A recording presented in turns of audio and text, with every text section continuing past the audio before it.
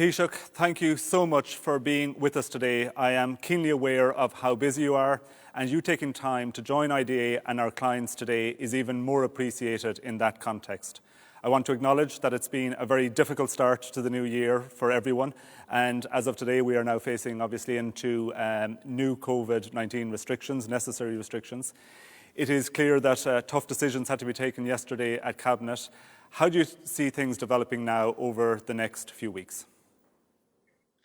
I think it's going to be a very challenging number of weeks for us, particularly in terms of our health service, or the increased hospitalisations as a result of a high level of community transmission, and real pressure on our ICU intensive care units, our frontline workers. So our emphasis and our focus now is to do everything we possibly can to alleviate the pressures on our health services, to keep vital manufacturing going as the lifeline of our economy, and that has worked throughout the entire pandemic.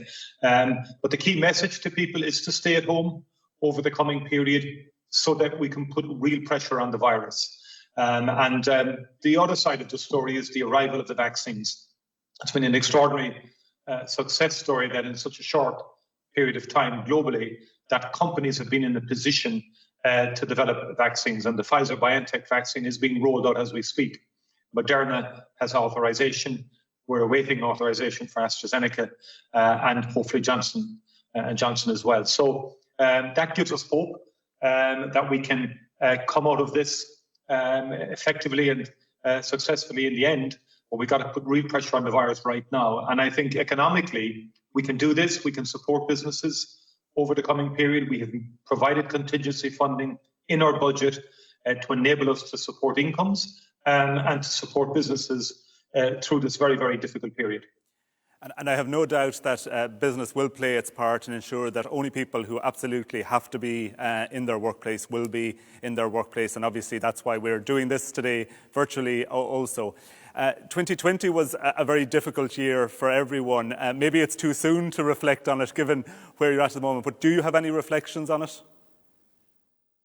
Yeah, I think it's been an extraordinarily difficult year all around. I mean, it gives an example in some respects of the fragility of society itself in the face of Mother Nature. In other words, the arrival of a virus that reached the status of a global pandemic has upended all of our lives, both nationally here and globally. And I think it reinforces the necessity, in my view, for continued investment in areas like research and development, in good high-quality healthcare services and systems, as vital underpinnings of the wider economic activity and framework in our societies. I think it's also demonstrated the resilience of our people. And I think, over a 9-month period, we've had ups and downs. We've had in and out of various levels of restrictions.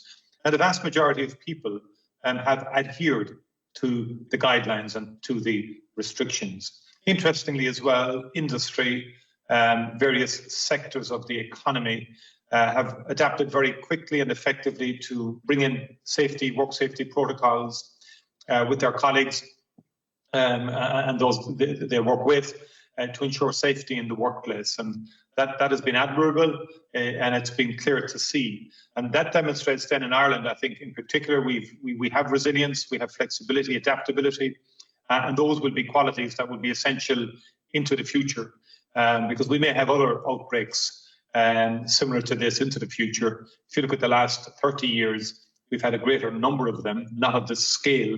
And so therefore that type of adaptability, flexibility and resilience will be key into the future. And Taoiseach, the international context in which we operate is always changing, obviously. Brexit has now happened. We have a trade deal. I suppose that's the most obvious change on our doorstep, but we also see the upcoming change of the US administration this month and some very unsettling scenes coming from Washington, D.C. Last night. What impacts do you see from these developments? Well, two things. First of all, in relation to Brexit, I think Ireland negotiated well with the European Union. It's vital to us that we have a very constructive and harmonious relationship with the United Kingdom. Very close neighbours, a very, very important market to Ireland. And therefore, it's good that we got a trade deal that's sustainable and that creates a platform for a future harmonious engagement. It also means we're the only English-speaking country now in Europe, in the European Union, with a common law system. And I think that could create opportunities, particularly in terms of foreign direct investment into Ireland, because that will create its own dynamic, the Britain leaving the European Union in terms of the FDI story. And we hope that over time there may be a greater realignment between the UK and Europe on many fronts, and that rather than going the divergent pathway, that actually over a decade or so you will see greater convergence, but that remains to be seen. Ireland's place is at the heart of the European Union.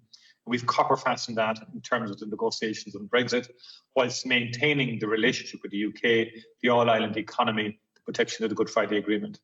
In relation to the United States, that's a vital partner, as you know, to Ireland. It's a mutually beneficial arrangement and relationship.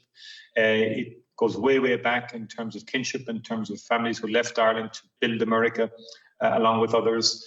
I had a great chat with President Biden, President-elect Biden, after his successful election. His warmth and affection for Ireland is very, very clear. He is probably the most Irish of Irish-American presidents since John F. Kennedy. So we really look forward with some degree of hope and optimism in terms of the bilateral relationship between the United States and Ireland.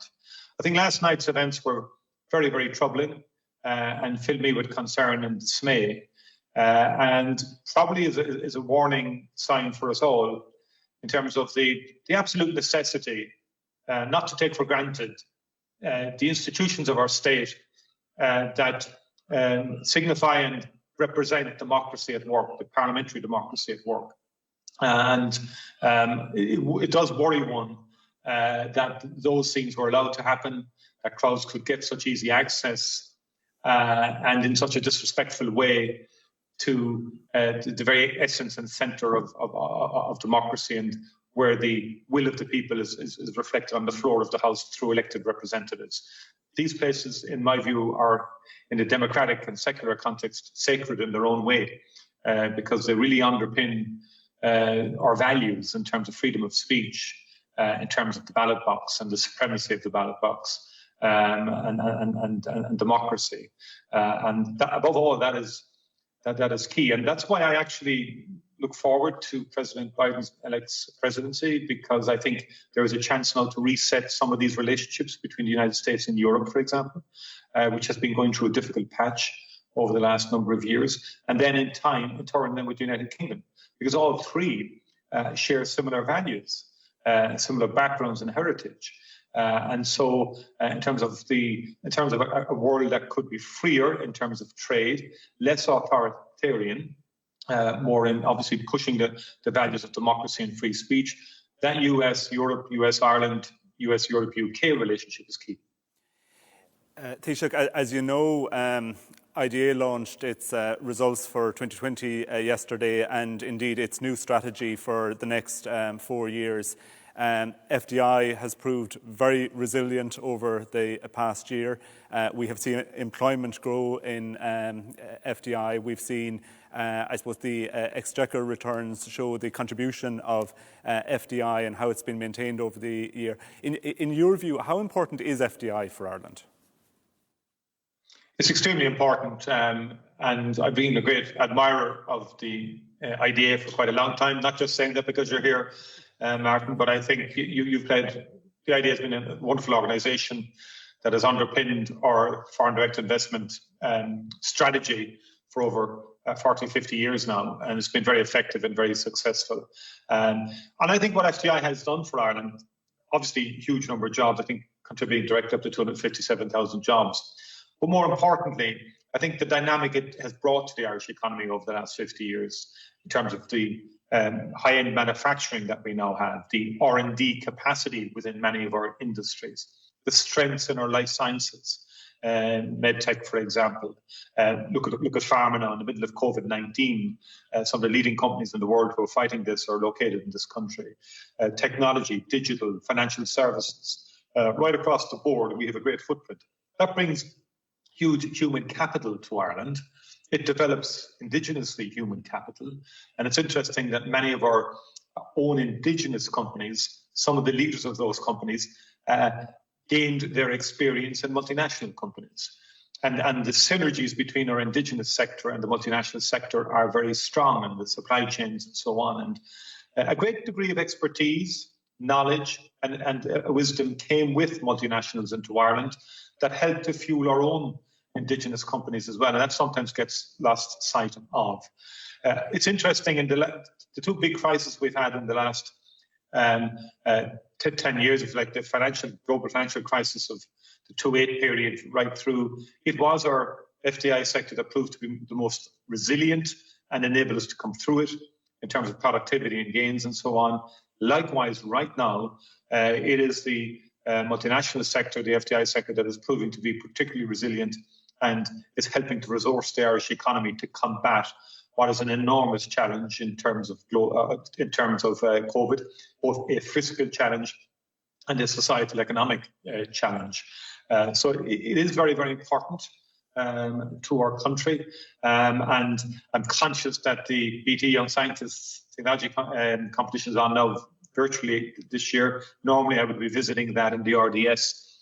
And I think that speaks to the type of new Ireland that we want. Young people committed to the STEM subjects, committed to innovation, to invention, to new products, to new solutions. I think it ties in very well with the dynamic of FDI in Ireland, and that's the kind of energy that is now in our country. And I think a lot of that energy, enthusiasm, and brain power, I think, has been influenced by the FDI presence in our country. And Taoiseach, I'm conscious you will be publishing the National Economic Plan in coming weeks. How do you see Ireland maintaining its competitiveness over coming years? Well, I think we still have to maintain a labour market that's flexible and adaptable and that can respond to new situations. We also have to invest more in digitalisation and the digital transformation, which I think will help to underpin FDI opportunities in the future. And that means investment in infrastructure, but also in public services systems, and also aiding and assisting the private sector in that regard. We have to embrace the new green economy and see opportunities in the green economy. We are going to meet our objectives on climate change. This government has very ambitious climate change agenda, and we will knit that into our FDI strategies as well. And so in the new National Economic Recovery Plan, you will see a focus, obviously, in terms of the key linchpins of our foreign direct investment story and an overall industrial story in terms of life sciences and in terms of technology and in terms of financial services and others.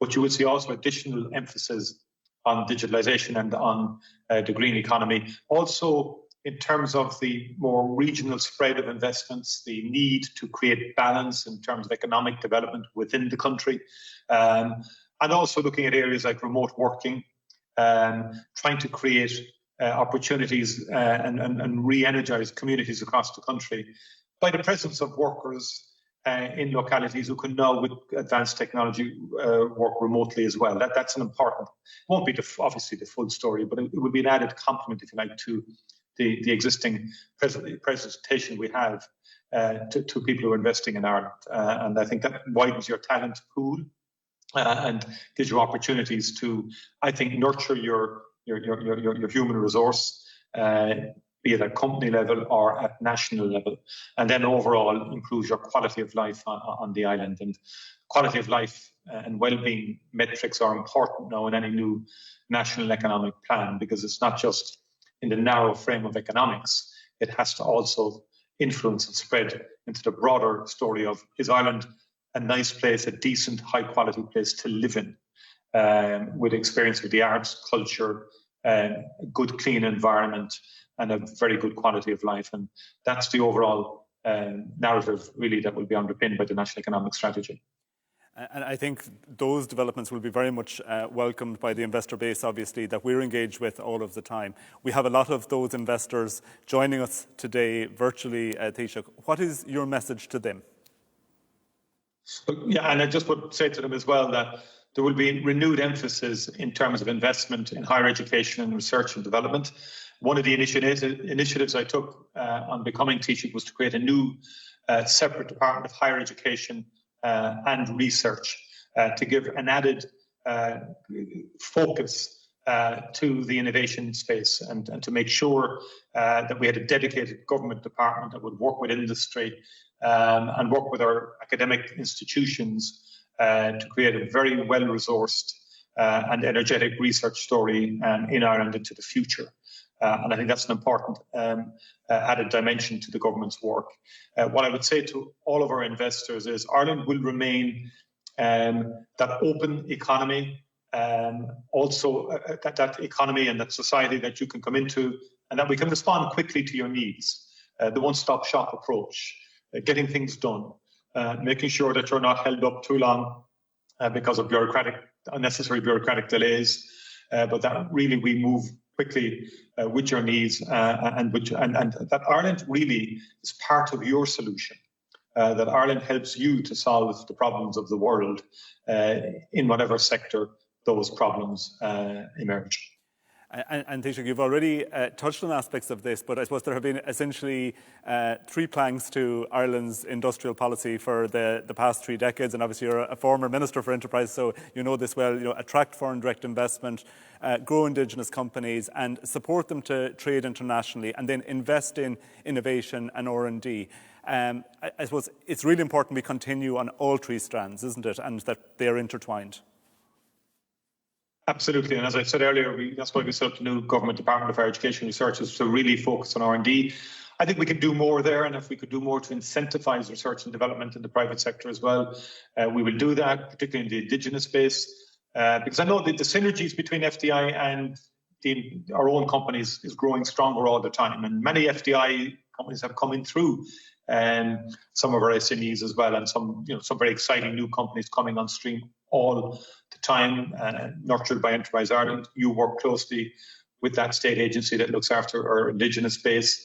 But also, I think on the key areas, as I've outlined in terms of life sciences and in terms of technology and financial services, and as I said earlier, the green economy now. And again, there are opportunities there. There will be significant state investment in renewables, for example. And I know some companies, some of our multinational companies have articulated their ambition in that regard as well, but also their desire to synergize with the state initiatives in terms of renewables, for example, and in terms of the wider climate change agenda. And I think that is exciting partnership that we can develop for the future. And I'm looking forward to doing that, and so is the government. The prospect of vaccines has brought new hope that 2021 will be a brighter year, while acknowledging, obviously, there's a bit of a journey to go yet in relation to them and the rollout of them. Are you optimistic that we will move beyond COVID during the course of 2021? I am. I think we will begin to move beyond COVID in 2021. Now, the virus is ever changing. The new mutations are worrying, and particularly the UK variant. But the vaccines are moving at pace. I think, by the way, the vaccine story illustrates again the importance of the pharmaceutical sector and the biopharmaceutical area. And I think, I visited Regeneron earlier in the year with very significant job increases in Limerick. Got to hear about their therapeutics that they were developing in relation to COVID.